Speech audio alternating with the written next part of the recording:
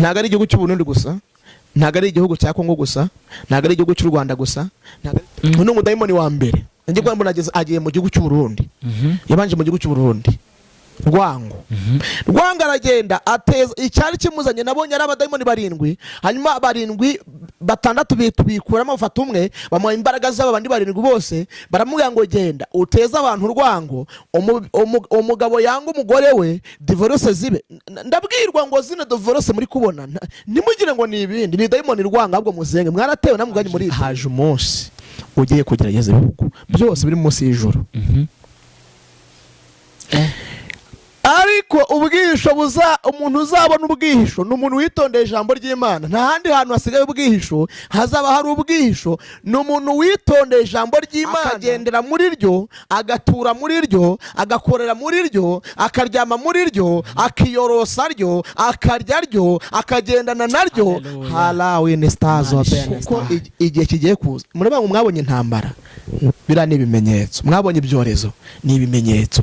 Mwabonye imiraba haza imyuzure, ni ibimenyetso. Ahubwo kugeragezwa kuratangiye, kugerageza kuza mu bihugu byose kuratangiye. Isi igiye gucura mu borogo, isi igiye kugurwa n'ishyano. Nagiye kubona mbona haje umudayimoni witwa Rwango. Dayimoni Rwango aje afite imbaraga zikomeye. Nagiye kubona mbona abantu, pasiteri akajya ayobora n'undi mupasiteri, ariko pasiteri umwe areba hirya n'undi areba hino, bateranya imigongo, batari kumvikana kwa dayimoni Rwango. Abaririmbyi benshi bararirimbye nta rukundo bafite kubera dayimoni Rwango. Zirasenyutse kubera dayimoni Rwango yaje ateza abantu. Mbona abantu benshi, mbona mwisi abantu urwango rurakabije rukabya kwa rwishije, kwa mbona umugore yisha umugabo kubera Rwango. Ntimugire ngo ibihugu impamvu bari kurwana niye, bari kurasana, bari kurwana, gasanga igihugu cyarashe ikindi, ni dayimoni Rwango. Igihugu cy'u Burundi nabonye agezemo afata intebe aricara.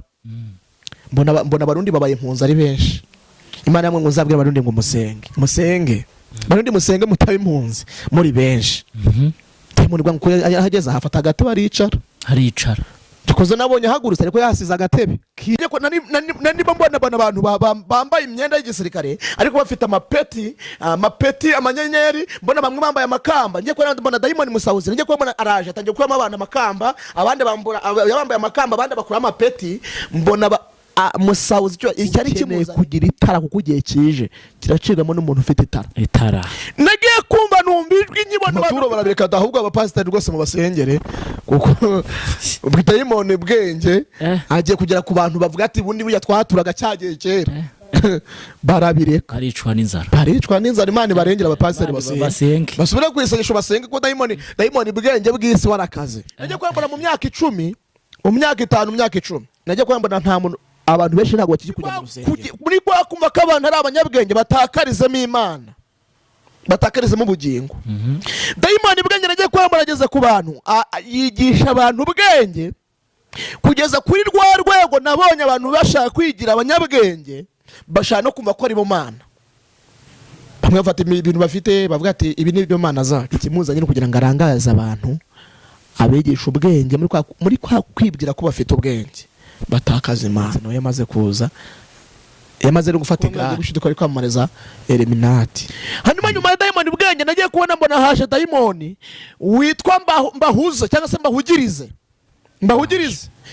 Nyuma yaho hahita haza dayimoni witwa Musawuzi. Nyuma y'ibyo byose nagiye kubona mbona haje dayimoni witwa Musawuzi. Nagiye kubona nyuma yaho Musawuzi amaze gusahura abantu, nagiye kubona habaye icyo bita umwijima ukomeye cyane. Nagiye kubona abantu benshi bageze muri wa mwijima, batanya kujarajara, babura inzira. Mbona abantu benshi barajaraje, ababyeyi barajaraje, mbona barajaraje muri wa mwijima. Ijwi rivuganye nanjye rirambwira ngo yewe mwana w'umuntu we, ndari nitaba Karame, mbwirira abantu banjye ko aba bantu bonye bafite amatara, ngiye kubaremera Gosheni nk'imwe naremeye Abisirayeli mu Egiputa. Ubwo mu Egiputa abanyegiputa baboroze, bakaboroga bagacuma uborogo, bakaboroga bari kubogera abana babo bapfuye. Ufite itara. Ese cyagiye wasambanaga, aho ni watakaje itara. Cyagiye wanywaga inzoga, aho ni watakaje itara. Cyagiye waryaga ubugoro, ni watakaje itara. Cyagiye wajyaga mu bapfumu, aho ni watakaje itara. Cyagiye wajyaga mu butinganyi, uzi ko watakaje itara. Ukeneye itara kuko umwijima ugiye gucibwamo n'abantu bafite amatara. Turabasuje tubifuriza amahoro y'Imana, ngo mudahema kubana natwe umunsi ku munsi. Iramiro TV. hanyuma imbere tudatinze imbere ya kamera murahabona umupapa mwiza rwose wambaye neza, niwe muntu wa mbere mbonye yambaye karuvati mu mibyizi. Abandi bajya babyambara mu muntu uza bagiye gusenga muri weekend, ariko n'ubwa mbere mbonye yambaye karuvati mu mibyizi. Imana iguha umugisha warahamagawe. Hanyuma reka tumwakire adusuhuze, asuhuze n'abakunzi b'ubundi dukomeze atugezeho icyo Imana yamuhaye mu izina rya Yesu, amen. Ndabasuhuje mu izina rya Yesu. Muririmbyi umwe yararimbye aravuga ngo nawe nibakoza ku kibuzo amahoro zogira ngo ni Yesu wangiriye neza. Yesu yangiriye neza, nanjye nibwo nkibibona. Bije muri iyi minsi kwambara karuvati mu mibyizi, bije muri iyi minsi ntambukano kambwa ngo narabyibushye nkurimeze neza, ariko ni Yesu bikora, amen. Yesu rero yishe umwaku abazimu baraburara. Yego kweri, ariko kantu gasubiremo. Yesu yishe umwaku abazimu baraburara. Kandi rwose Yesu nyine agira neza. Yego, ku muntu wamwambaje ntago ajya yambara ibara. Yego, iyo umuntu yambaje Yesu aramutabara. Hanyuma ku muntu mbonye ari ubwa mbere ku Iramiro TV, ni ikinyamakuru nkunda guca rimwe na rimwe, ariko ku muntu mbonye ari ubwa mbere, amazina ni Hakirutimana Elia, ndi umugabo mfite madamu n'abana, ndi umukirisitu kandi ndacyari muzima mu bugingo.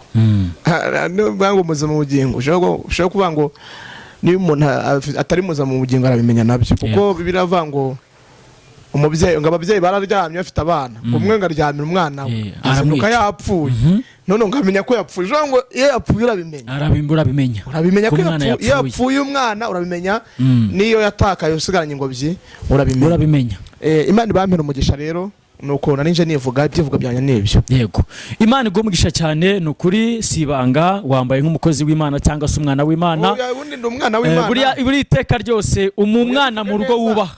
Umwana umukozi, umwana iyo ari iwabo akora iwabo. Ndi umukozi ariko ukora iwacu. Ukora iwanyu. Ndi umwana ko ndi umwana mu rugo, kandi umwana mu rugo ntago yabura gukora. Oui. Yego, hanyuma rero karagaciyeho, reka mvuga ngo Imana ibamugisha, ngira ngo mwumvishe Elia uwo ari we. Hanyuma reka mbabwira ngo iyi channel niyiwe, mujye mumushyigikira, mukore sabu utarayikora, ndetse n'ukuri ushyigikira umurimo w'Imana, kuko umurimo w'Imana uba ukenewe inkunga zigiye zitandukanye kugira ngo nabashe kubagezaho ubutumwa bwiza. Kuko afata umwanya wo kujya gusenga kugira ngo azabagezeho icyo Imana iba yamutumye. Imana y'umugisha, reka tumuhe ikaze tumwumve, kuko nanjye mfite amatsiko akomeye, ndabona nkeneye nanjye kumva iby'Imana yamutumye nanjye kugira ngo mbyumveho. Hanyuma wakomerezaho ukabwira abantu iby'Imana yagutumye. Imana igumisha cyane, turagukunda. Imana ifite imbaraga, Imana ifite ubushobozi, Imana se umwami wacu Yesu Kristo. Yamasaha tugiye gutangira aka kanya, mubere mikoro wirangururire, simbure wowe ngaragare, wowe ugaragare muri nge, kandi wene mashallah wene stars oben stars fona dry Heli wili imbaraga z'Imana zingaragareho, kandi umwuka w'Imana aganze muri nge cyane, kuko ari muri nge, ahubwo aganze cyane, akore cyane. Yego, kandi abantu nkurikiranye umwuka w'Imana bafateho, abe muri bo, bumvire mu izina rya Yesu. Iyo dukubise hasi n'abadamu mu izina rya Yesu, Diamond vango nibi ejo narabyumvishe, turamumenaguye mu izina rya Yesu. Imana itangira natwe kandi isuzanye natwe, tuyamaje twizeye kubwa Kristo Yesu wa Nazareti wapfaga mwakazuka. Amen. Hanyuma hari ibintu Yesu yavuze numva birantangaje, mbere uko ntambutsa ubutumwa Imana yampaye cyangwa se message yampaye kugeza ku bakongomani, ku barundi, ku banyarwanda, ku bari hanze y'u Rwanda bumva ururimi rw'ikinyarwanda. Niba uri mu Uganda cyangwa ukaba uri muri Kenya ariko kumva ururimi rw'ikinyarwanda, ubutumweho. Nushaka uri muri Canada, waba uri muri Amerika, waba uri muri Australia, waba uri mu Bufaransa, ngo tumwe niba wumva ururimi rw'ikinyarwanda ukumva ibyo mvuze. Hanyuma Yesu yavuze ijambo rikomeye, aravuga ngo nimwanga kumvugira, ibiti n'amabuye bizavuga. Turi mu gihe cy'uko ibiti n'amabuye biri kuvuga. Yesu yarashatse kuvuga ikintu gikomeye, yari yitegereje abona mu gihe kigiye kuza, hari igihe kitazemera ko umwuka w'Imana insengero zimwe zitazawemera. Kuba wahanura ntibyemerwe, kuba wavuga mu ndimi ntibyemerwe. Yesu yari yitegereje abona muri icyo gihe igihe abantu bazaba bahakanye kwera kw'Imana, igihe bazaba bahakanye umwuka w'Imana uko mu buhanuzi bwakora, abantu bazaba nyine bazi gukorera Imana. Yesu yaravuze ngo amabuye n'ibiti bizavuga. Mbibutse ibi byuma turi kuvugiraho n'izi kamera, bimwe bikozwe mu biti, ibindi bikozwe mu mabuye. Ni ukuri tugeze mu gihe cy'uko amabuye n'ibiti birimo bivuga. Kugira ngo ibi tuvuga bibagereho, nuko biri buce mu biti n'amabuye. bikavuga. Noneho naratangaye ejo bundi sinzi niba wenda abantu bankurikiye barabibonye, ukwezi kwahindutse amaraso ejo bundi, ntago mbeshya abantu benshi barabibonye.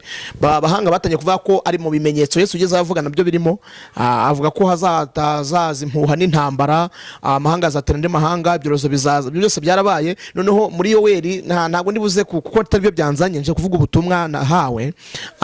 Muri Yoweri hari aho handitse avango muri iyo gihe ngo isi ngo mwusi y'isi ngo hazaza amahano, ngo ukwezi kuzahinduka amaraso, ariko ngo nibwo Yesu azaba yegereje kuza. Nagira ngo mbwira abantu bitegure kuko Yesu ari hafi yo kugira ute iyo kuza. Imana ibampera umugisha.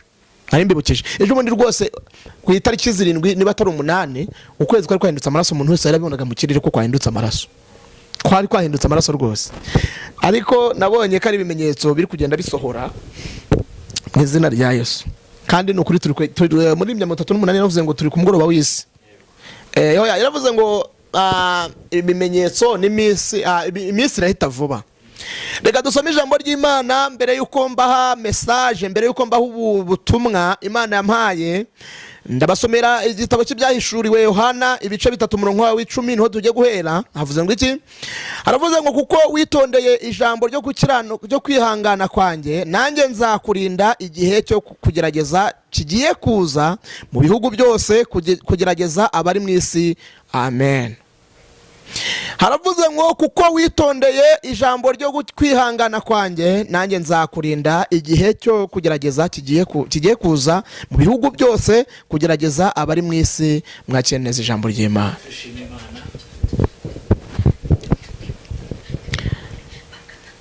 Hanyuma nagira ngo ntangarize abantu bankurikiye, mbabwire ngo hari ibihe bije kugerageza ibihugu byose munsi y'ijuru. Niko Imana yambwiye ngo nze mbwira abantu mbere yuko ntambutse ubutumwa. Hari ibihe bigiye kuza kugerageza ibihugu biri munsi y'ijuru. Ntago ari igihugu cy'u Burundi gusa, ntago ari igihugu cya Kongo gusa, ntago ari igihugu cy'u Rwanda gusa, ntago ari igihugu cya Uganda gusa, ntago ari igihugu ntago ari mu Burayi gusa, ntago ari ku mugabane wa Aziya gusa, ahubwo haje umunsi ugiye kugerageza ibihugu byose biri munsi y'ijuru. Ariko ubwihisho umuntu uzabona ubwihisho ni umuntu witondeye ijambo ry'Imana. Nta handi hantu hasigaye ubwihisho, hazaba hari ubwihisho. Ni umuntu witondeye ijambo ry'Imana, akagendera muri ryo, agatura muri ryo, agakorera muri ryo, akaryama muri ryo, akiyorosa ryo, akarya ryo, akagendana naryo. Halawini stazo bene star pela sido bene kota winima meni wa no me no stase me. Kuko igihe kigiye kuza, mureba ngo mwabonye intambara, bira ni ibimenyetso. Mwabonye ibyorezo, ni ibimenyetso. Mwabonye imiraba, haza imyuzure, ni ibimenyetso. Ahubwo kugeragezwa kuratangiye, kugerageza kuza mu bihugu byose kuratangiye. Isi igiye gucura mu borogo, isi igiye kugurwa n'ishyano. Ariko ubwisho busigaye ni mu ijambo ry'Imana, ni ukubana n'Imana. Nagaye kubona mbona haje umudayimoni witwa Rwango. Ni umudayimoni wa mbere. Ngiye kubona mbona agiye mu gihugu cy'u Burundi. Yabanje mu gihugu cy'u Burundi. Rwango aragenda ateza icyari kimuzanye. Nabonye ari abadayimoni 7, hanyuma 7 batandatu bikuramo bafata umwe, bamuha imbaraga z'aba bandi 7 bose, baramubwira ngo genda uteza abantu urwango, umugabo yanga umugore we, divorce zibe. Ndabwirwa ngo zino divorce muri kubona nimugire ngo ni ibindi, ni dayimoni Rwango. Ahubwo muzenge mwaratewe namuganye muri itera, kuko washatse umugore wawe umwita sheri shushu, pomme sereri n'ibindi. Ariko tekereza aho warabyaranye n'umugore wawe ugafata umwanzuro wo gutandukana n'umugore wawe, ni dayimoni Rwango. Naye kubona bada dayimoni Rwango yaraje ajya mu Burundi, ateza abarundi kwangana n'ibindi. Yaraje ava mu Burundi ajya mu Rwanda, ajya n'ahandi mu bihugu byose. Mbona wa dayimoni akwiremo Imana numva ijwi ry'Imana rimbwira ngo Imana irambwira ngo nzabwira abantu dayimoni rwangaje afite imbaraga zikomeye. Ariko mbona abantu pastor akajya ayobora n'undi mu pastor, ariko pastor umwe areba hirya n'undi areba hino bateranya imigongo batari kumvikana kwa dayimoni rwango. Ariko mbona abaririmbyi benshi bararirimbye nta rukundo bafite kubera dayimoni rwango. Mbona ingo nyinshi zirasenyutse kubera dayimoni rwango yaje ateza abantu rwango. Ngiye kubona mbona abantu benshi mbona mwisi abantu urwango rurakabije rukabya kwa rwishi. Ngiye kubona umugore yisha umugabo kubera rwango. Ngiye kubona umugabo yisha umugore kubera rwango. Umwana yicanye na kubera rwango. Dayimoni rwango nagiye kubona mbona agize imbaraga nyinshi, mbona ateje abantu rwango, abantu barangana ntacyo bapfuye. Irambwira ngo nimusenge mu kwita dayimoni rwango. N'umuntu utagiye kwanga umuntu ntago ari wowe, nta nubwo ari uriya muntu wanze, ahubwo ni dayimoni rwango wakugezemo uri kwangisha undi kugira ngo mwese abantu babeho nta kumvikana. Ntimugire ngo ibihugu impamvu bari kurwana niye, bari kurasana, bari kurwana gasanga igihugu cyarashe ikindi, ni dayimoni urwango nta kindi. Imana ibamere umugisha ntabwo mbisobanuye cyane. Nyuma ya dayimoni rwango nagiye kubona, kuko nyine urabona mu gihugu cy'u Burundi nabonye agezemo afata intebe aricara. Mbona abarundi babaye impunzi ari benshi. Imana yamwe ngo nzabwira abarundi ngo musenge. Musenge barundi musenge mutabe impunzi muri benshi. Dayimoni rwango yahageze afata agatebe aricara.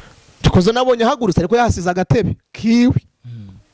Hanyuma nagiye kubona mbona dayimoni wangu nyine yakoze ibintu byinshi, ariko icyo yaragendereye dayimoni rwango icyo yaragendereye ni ukutuma abantu bangana kugeza ku rwego umugabo abana n'umugore badakundanye kandi yaramwishakiye. Dayimoni rwango avuye nagiye kubona mbona haje dayimoni witwa ubwenge bw'isi. Uyu bwenge bw'isi nagiye kubona mbona atejemo abantu ubwenge. Nageze ku rugero mbona abantu bagira ubwenge, umucuruzi akavuga ati nge sinakunguka ndakafunza akawuka. Abona baranguza imiceri akavuga ati ngewe sinacuruza ngo mnunguke, ntafashe umuceri umufuka nkure kiro akongera agafunga. Mbona banagize ubwe amaturo barabireka ahubwo abapasiteri rwose mu basengere, kuko dayimoni bwenge agiye kugera ku bantu bavuga ati bundi burya twaturaga cyagiye kera. Barabireka baricwa n'inzara. Imana barengera abapasiteri basenge basubira kwisengesho basenge, ko dayimoni bwenge bw'isi warakaze. Ikizane dayimoni bwenge bw'isi nukugira ngo ateze abantu ubwenge. Nagiye kwambura mu myaka 10, mu myaka 5, mu myaka 10 nagiye kwambura nta muntu, abantu benshi ntabwo bakijya kujya mu rusengero. Bari bamenye ubwenge dayimoni bwenge yarabagezeho. Uyu dayimoni ubwenge cyari kimuzanye yari kugira ngo ateze abantu ubwenge muri kwa kumva ko abantu ari abanyabwenge batakarizemo Imana, batakarizemo ubugingo. Dayimoni bwenge nagiye kwambara ageze ku bantu yigisha abantu ubwenge kugeza kuri rwa rwego nabonye abantu bashaka kwigira abanyabwenge, bashaka no kumva ko ari bo Mana. Bamwe bafata ibintu bafite bavuga ati ibi ni byo Mana zacu. Ariko Imana namwe ngo dayimoni ubwenge ikimuzanye no kugira ngo arangaze abantu, abegisha ubwenge muri kwa kwibwira ko bafite ubwenge batakaza Imana. Imana namwe ngo dayimoni ubwenge yarahagurutse nawe yamaze kuza, yamaze no gufata igare ryo kuza aje kwigisha abantu ubwenge, ariko muri bwa bwenge abantu bagatakarizamo Imana, kuko bamwe bagiye gushidika ari kwamamariza Illuminati n'ibindi. Hanyuma nyuma ya dayimoni bwenge nagiye kubona mbona haje dayimoni witwa mbahuza cyangwa se mbahugirize. Uko abigisha ubwenge dayimoni bwenge uko amaze kuva abigisha ubwenge nagiye kubona haje mbahugirize, atuma abantu barahuga we. Bahugira mu by'isi barahuga, kuko urumva bari bamaze kumenya ubwenge. Icyambere maze kumenya ubwenge, bumvishe ko rimwe na rimwe umuntu yagiye gusa atangiye no gusenga yatatuye n'ibindi. Bumva ko nyine baravuga ati reka duhugirane. Barahugirana, bamaze guhugirana mbona abantu bose barahuze babaye busy. Kugeza rwa rwego abantu babaye busy, mbona umuntu aburiye umwanya umugore we kubera bwenge bwiza. Aburira umwanya ngo gisize zirasenyuka muri aho hantu. Imana namwe ngo mbahugirize nawe yaratumwe araje. Nyuma yaho hahita haza dayimoni witwa Musawuzi. Nyuma y'ibyo byose nagiye kubona mbona haje dayimoni witwa Musawuzi. Dayimoni Musawuzi yaraje kwa kundi abantu bahugiranye bari mu by'ubwenge bw'isi, bari muri bya bindi isi iraryose we, amazu meza twiyubakiwe n'abagore beza twirongoreye, isi iraryose, bagihugiranye muri ibyo ngibyo. Dayimoni musahuzi abaraje arabasahura. Niba mbona abantu bambaye imyenda y'igisirikare ariko bafite amapeti amanyenyeri, mbona bamwe bambaye amakamba, ngiye kubona mbona dayimoni musahuzi, ngiye kubona araje atangiye kuramo abantu amakamba, abandi bambaye amakamba, abandi bakura amapeti, mbona musahuzi icyari kimuzanye ni ukwambura abantu icy'agaciro, bagakomeza urugendo ariko bamaze kwamburwa, bakaririmba nta bugingo, mbese bagakora ibintu byinshi ariko nta cy'agaciro bafite. Mbibutse Abisirayeli, Bibiliya avuga ngo Aroni ngo Abisirayeli bwate turemera ikimasa, turabona Mose atakije, yapfuye byarangiye. Ngo Aroni avuga ati mukaturi amazahabu mufite, muzane impeta zanyu z'amazahabu, muzane imikufa y'amazahabu, hanyuma muzane baremere ikimasa. Aroni arangije kubaremera ikimasa, arangije aravuga ati niyo Mana bakuye mu Egiputa, aba ariyo musenga ikimasa. ngo batangira gusenga ikimasa. Tugiye kugera mu gihe cy'uko abantu bameze nk'abari gusenga ikimasa, muri iki bagiye kugera mu gihe nk'iki kimeze nk'icyaroni, bagasenga bibwira ko bakiri gusenga Imana ariko baranyazwe icy'agaciro. Imana irambwira ngo musahuzi nta kindi kimuzanye, no gusahura abantu iby'agaciro, no gusahura abantu ubugingo, no gusahura abantu bakabasahura bagasigara maramasa ntacyo bafite. Nagiye kubambona nyuma yaho musahuzi amaze gusahura abantu, nagiye kubambona habaye icyo bita umwijima ukomeye cyane. Nagiye kubambona abantu benshi bageze muri wa mwijima, batangiye kujarajara, babura inzira. Mbona abantu benshi barajaraje, ababyeyi barajaraje, mbona barajaraje muri wa mwijima, cyakoze muri ba bantu benshi mbona ari ikivunye cy'abantu benshi cyane. Nagiye kubona muri wa mwijima, mbona harimo bake bafite amatara. Imana ihembazwe, haleluya. Mbona harimo bake bafite iki? Amatara. Ariko yari bake bitewe n'abantu babonaga ubwinshi bwabo. Nagiye kubona muri bake, muri babandi benshi harimo abafite amatara. Nagiye kubona mbona abandi bafite amatara baramurika muri wa mwijima, baratambuka. Mbona baratambutse. Nawe ushakisha itara. Iri tara twahaye mu isi, munsi y'ijuru ni Kristo umurika. Niwe mucyo, haleluya. Niwe mucyo Yesu. Umuntu ufite ntaga yoba, umuntu ufite ntaga azajarajara. Kugiye kirageze kumwijima ugiye kuba mwinshi mwisi, ariko umuntu ufite Kristo ntaga azayoba, uno mu mwijima azatambuka. Imana irambwira ngo mbwira abantu cyo kuzara cyara amahirwe yuko abantu baza bagafata amatara. Iri tara ni Kristo Yesu, ukemera Yesu akaba mu bugingo bwawe, ukemera tostabene kota winima, ukemera kopita winistifo, ukemerera Yesu akaba muri wagatura muri akakuyobora. Kuko umuntu agiye kuyoborwa na Yesu Kristo agiye kuyoba ku manywa y'ihangu, kuko umwijima ugiye kuba mwinshi. Nagiye kubona muri babandi bafite amatara, mbona baratambutse. Ukeneye kugira itara kuko ugiye kije kiracigamo n'umuntu ufite itara. Nagiye kumva numva ijwi, nyibona abantu bafite amatara, numva ijwi rivuganye nanjye rirambwira ngo yewe mwana w'umuntu we, ndari nitaba Karame, mbwirira abantu banjye ko aba bantu babonye bafite amatara ngiye kubaremera Gosheni nk'imwe naremeye Abisirayeli mu Egiputa. Ubwo mu Egiputa Abanyegiputa baboroze, bakaboroga bagacuma uborogo, bakaboroga bari kubogera abana babo bapfuye. Ngo Abisirayeli i Gosheni nta n'umwe imbwa yigeze imokera, haleluya. Imana namwe ngo umuntu wese ufite itara nta mbwa zizamumokera, nta byago bizamugeraho. Umuntu wese ufite itara, uyu mwijima ugiye gukabya mwisi ntago uzamugeraho. Ndagira ngo tuze gusenga Imana kubwo ubutumwa. Ese uracyafite itara? Uracyafite itara? Imana yaramwe ngo umuntu wese ugiye kuyemerera iramuremera Gosheni, haleluya. Gosheni yo mugihe hahandi imbwa zitazigera zimukira n'uwawe. Yego. Umwana wawe nta mbwa zizamukira, umugabo wawe nta mbwa zizamumukira, yego. Umugore wawe nta mbwa zizamumukira. Ese ntazo ufite itara? Ese cyagiye wasambanaga aho ni watakaje itara? Cyagiye wanywaga inzoga aho ni watakaje itara? Cyagiye waryaga ubugoro ni watakaje itara? Cyagiye wajyaga mu bapfumu aho ni watakaje itara? Cyagiye wajyaga mu butinganyi uzi ko watakaje itara? Ukeneye itara kuko uyu mwijima ugiye gucibwamo n'abantu bafite amatara. Tugiye gusenga Imana. Ese ufite itara? Reka dusenga Imana. Mana yacu, haleluya. Hello star win stars open stars. Sheni mi. Tell we talawa nema domene tola sinimanda wini mo. Ola sifo. Pela lala sido benema. Hello benosi wine mando. Narisenge umuntu wese watakaje itara.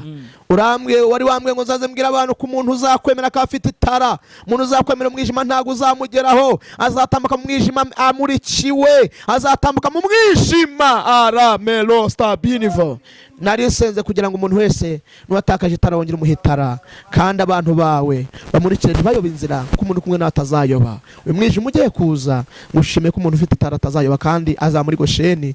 Haleluya. Gosheni yawe turagushime ko byose byumvishije. Nahise ibyo bicyacu nk'abana nk'umwana w'umuntu. Kora ibyinshi ibintu byo ngusabye, byo nkagusabye bikora mu gereka mu izina rya Yesu. Amen.